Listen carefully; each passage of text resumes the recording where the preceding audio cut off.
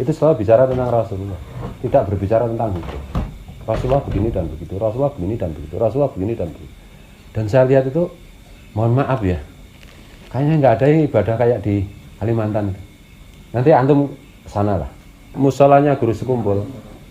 Itu kalau sholat jamaah, itu berapa puluh ribu itu ya? Sebelum Covid itu. Ya? Enggak setiap hari 5 waktu itu. Ratusan ribu kan? Nah. Hall itu sampai 3 juta orang kan ngeri kan.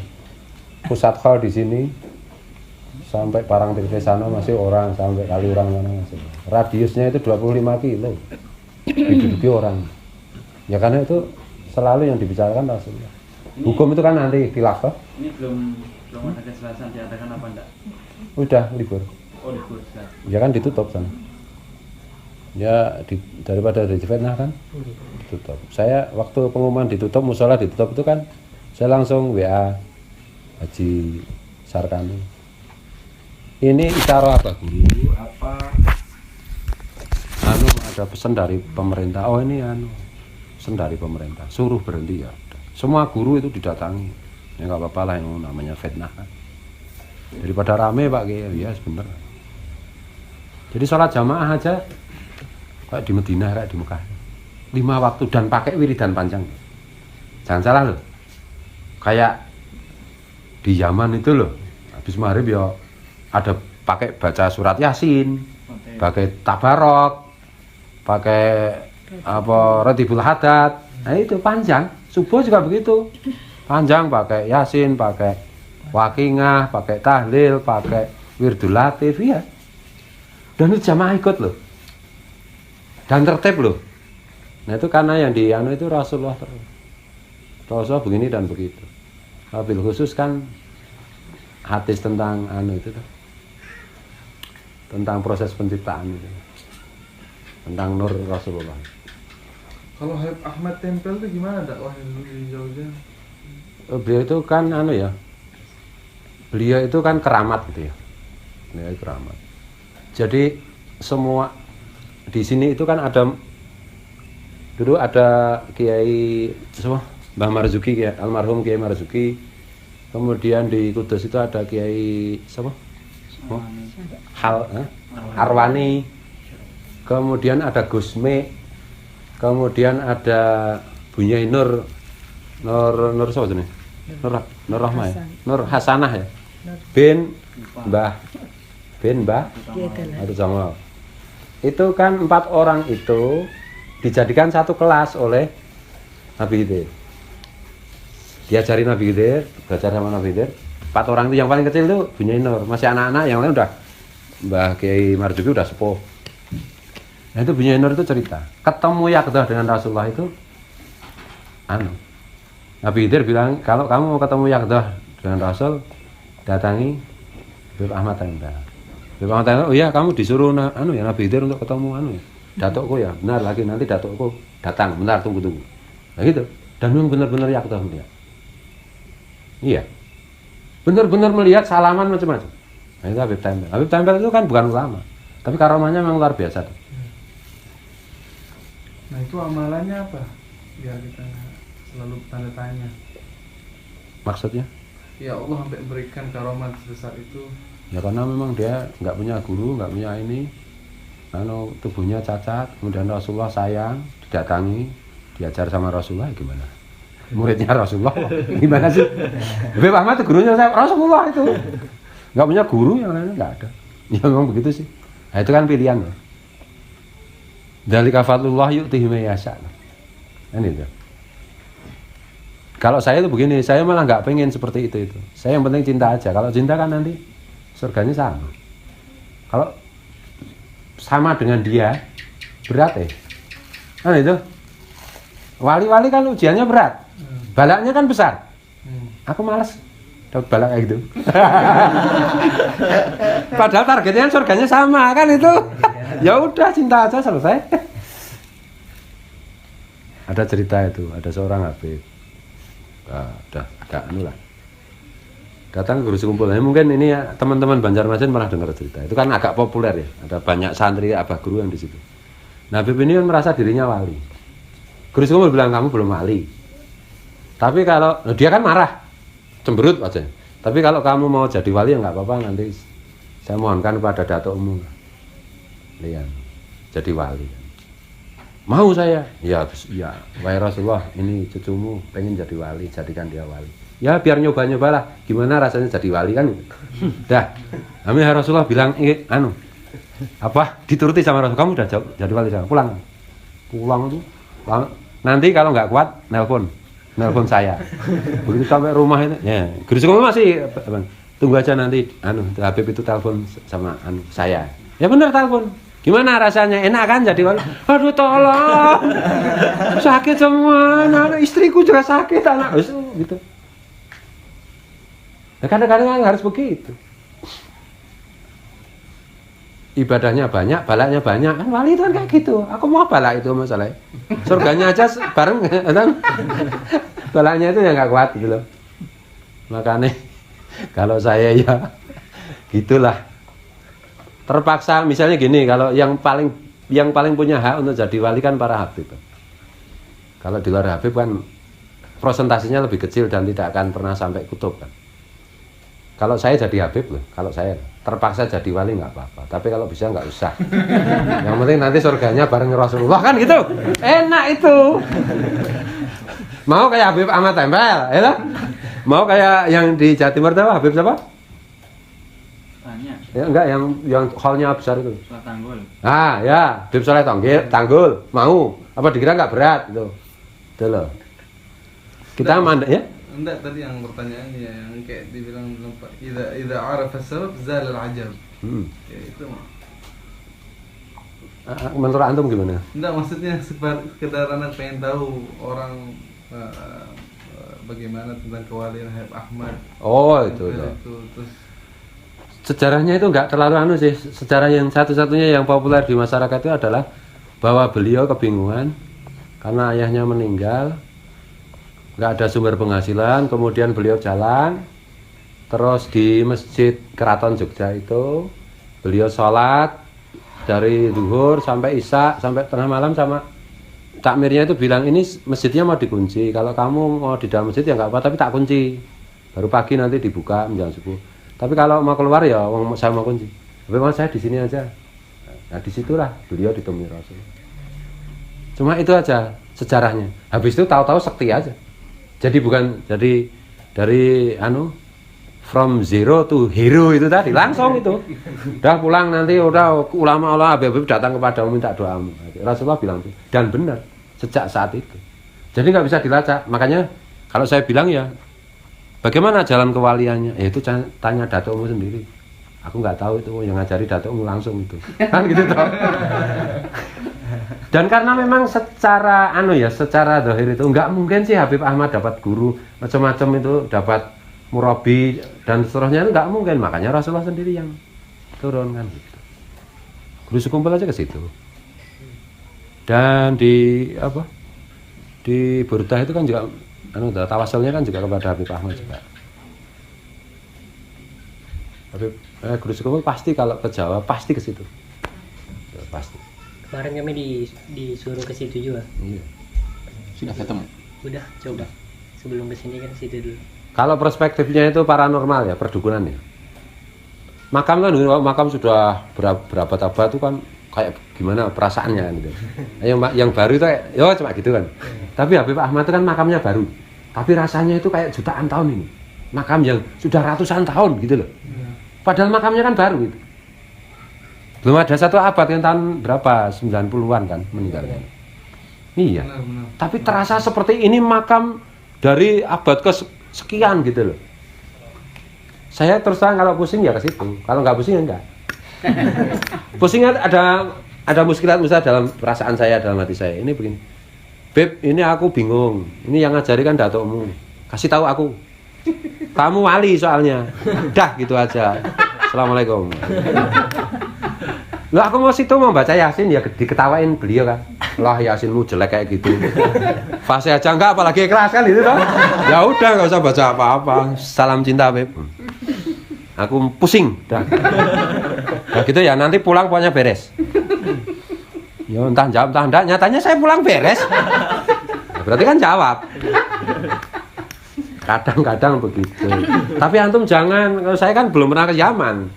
Saya kan bukan santri Yaman, jadi ya semau gue nggak apa-apa. Orang Yaman kayak gitu ya gimana toh? Sopan santunnya, adabnya nggak masuk itu kan itu dah. Harus assalamualaikum ya sata harus itu kan gitu dah. Nah gue sih assalamualaikum I love you. Beb gimana kabar? Mas gitu udah. Ah kamu anak orang kamu orang gila. Apa butuhmu kan itu? Habib Ahmad itu luar biasa. Berarti waktu masih belum hidup sempat juga Enggak. sering. Oh enggak paham. Saya itu guru saya itu orang-orang sudah meninggal semua. Saya nggak percaya dengan orang-orang yang masih hidup. Sorry ya. Nggak, maksudnya guru saya sudah meninggal semua. Lah gimana itu? Lah guru saya bilang anak nanti, jadi Abiyadim itu nanti kamu gurumu terakhir namanya Kiai Zaini, tinggalnya di Kalimantan, cari sendiri. Itu wali kutub, itu gini. Kamu ketemu kalau dia sudah pindah, gimana? Ya, gimana itu? Kan saya gimana sih orang ini nyuruh tapi nggak boleh ketemu sebelum meninggal, gimana sih? Tapi ya di situ itu saya baru memahami. Memang harus begitu. Orang kalau sudah wafat itu nggak pernah bikin jengkel. Kalau masih hidup itu wali aja kadang bikin jengkel juga.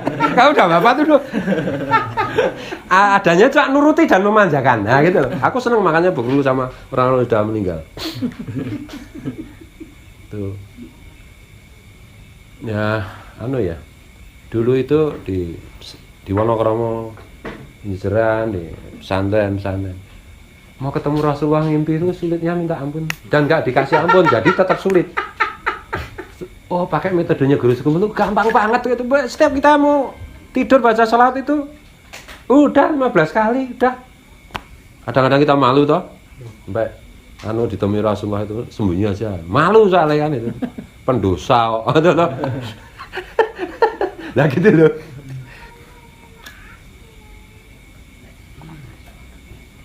Itu ya. Coba banyak orang membicarakan tentang Nur Rasulullah. Tapi kalau menurut saya yang paling sistematis, yang paling sederhana, simpel, yang paling mudah diterapkan dalam suluk kita, itu penjelasan guru sekumpul. Sangat sistematis, sangat mudah, sangat ini. Diaplikasikan ke diri kita itu mudah. Mungkin tidak selengkap yang lain, tapi menurut saya intinya, pokoknya yang paling penting itu dijelaskan dengan sangat cukup. Sehingga ya mudah lah kayak gitu. Kalau saya loh, tapi kan orang kan sendiri-sendiri. Kalau saya memang fanatik dengan guru sekumpul, masalahnya kan gitu. Nah, orang yang anu kan beda lagi. Idola masing-masing orang kan beda-beda. Futuhnya orang kan beda-beda. Makanya saya bilang itu Habib itu, setahu saya kalau ketemu guru sekumpul ya sekti kok. Biasa bercakap-cakap dengan Rasulullah kok. Habib Tahir Al-Kaf yang baru meninggal. Ya biasa banget tuh. Apa-apa tanya Rasulullah itu biasa banget. Habib Ali yang Ali siapa itu yang di Martapura itu? Yang sudah sepuh itu? Yang Suka kadang-kadang berdoa di sekumpul hal. Habib Abdullah. Hah? Habib Abdullah. Bukan Habib Ali yang sepuh banget. Habib Ali. Sekarang yang pakai kursi roda sekarang. Sekarang sudah pakai kursi roda. Mbak itu ya tiap malam bercakap-cakap dengan Rasulullah. Itu pakai juga metodenya guru sekumpul. Oh, iya. Terus nah dulu Habib Umar belum ada yang kenal kan di Indonesia tahun 90-an. Kan belum populer juga. Guru sekumpul udah menceritakan Habib Umar. Itu ada duriannya Rasul, Habib Umar bin Hafid ini begini, namanya begini, ibadahnya begini. Diceritakan semua kan. Dan sekarang baru kita, oh iya benar juga. Yang disampaikan guru sekumpul kan itu. Termasuk Covid-19 nya udah dibilang sama guru sekumpul. Nanti ada gini, ada orang iseng apa mainan apa itu virus gini-gini ya jadi bingung kan ini iya. Nantilah mudah-mudahan pian masih mengalami, ya kita ngalami. Ya ahlinya kan sendiri-sendiri. Dalam soal fikih saya nggak sanggup melaksanakan apa yang disampaikan guru sekumpul.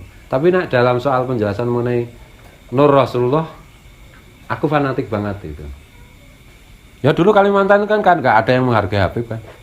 Sekarang semua Habib dimuliakan di sana. Lebih dari ulama. Itu kan yang ngajari semua kan guru sekumpul.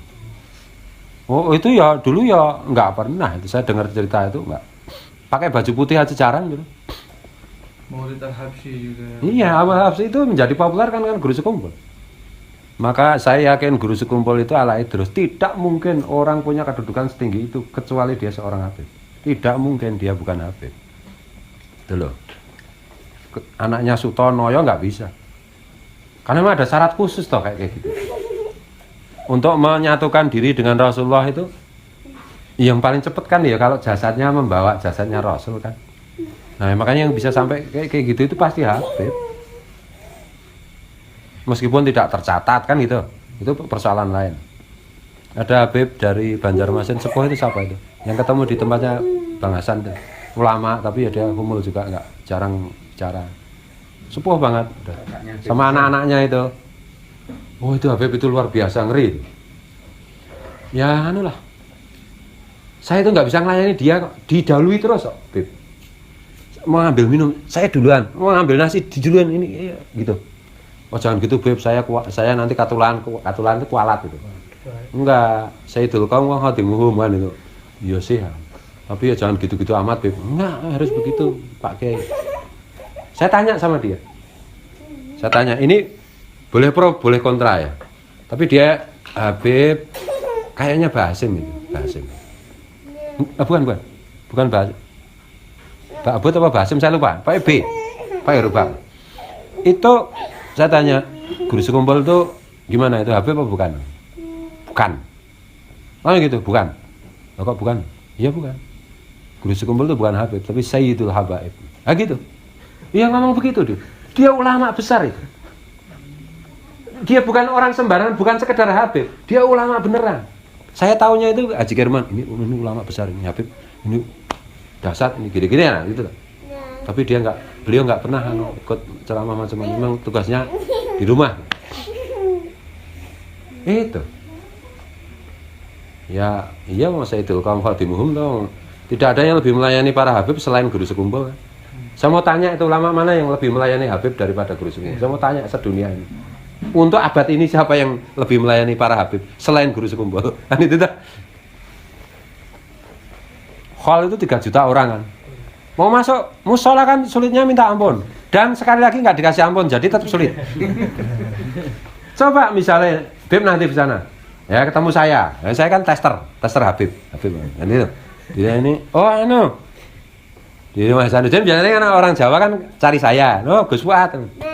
Ini Habib. Saya tinggal bilang aja sama Haji Kerman sama Guru Sadin. Ini ada Habib. Sedang ketemu saya nanti tolong. Iya kita siapkan tempat pasti. Kadang-kadang kan si Hasanuddin, Habib beneran apa enggak? Bujur Habib. Ya Habib, aku tester. Kalau soal Habib aku tester hebat aku. Ini Habib beneran aku. Iya langsung dikawal itu. Itu menjelang asar. Pas puncak acara. Bisa bayangkan sendiri kan? Kayak apa itu? Kalau nggak dikawal petugas kan nggak bisa. Semua Habib mau anak kecil seperti ini. Habib udah di depan. Harus di depan. Presiden boleh di sana, jauh. Tapi Habib harus di depan. Gitu loh. Makanya Beb, sampean ora rasa kepengin dadi presiden. Di Martapura itu Habib lebih tinggi dari presiden. Nek sampean pengen dadi presiden merendahkan diri. Mula bener Habib ITK dicalonke presiden mau. Aku Habib kok. Lu dhuwur Habib. Di sekumpul tuh berlaku seperti itu. Loh Jokowi ke sana itu saya yang di musola saya ngawasi. Ya ditugasi sama guru Yudi sama guru Udin. Oh pian harus di dalam musola. Saya kan nggak mau di dalam musola karena ada presiden. Bukan apa-apa sih, saya nggak suka politik kan. Pian harus karena pian orang Jawa yang ngerti politik. Ya udah. Nanti kalau macam-macam pian yang tanggung jawab. Ya Jokowi presiden loh. Sama Habib kecil seperti ini, lebih dihargai Habib ini. Anak kecil lebih dihargai, ini Habib. Dia cuma presiden. Papaan. Nah gitu loh. Ya coba antum sana lah Habib. Biar tahu sendiri apa saya itu bikin hoax. Apa saya yakin yang saya omongkan tuh baru sedikit. Lebih besar lagi yang Habib Dolah makanya suka banget ke sana. Habib Dolah di sana gagah kan gitu. Di sini orang pada bantah aja kan itu. Habib doa ya gak wis. Gua Pak kene aku panitia ya. Ngomong ke Habib, enggak di mana kan itu biasanya. Kalau di Kubah itu yang Habib muda di bawah 50 tahun, itu biasanya saya yang suruh ngatur duduk di mana.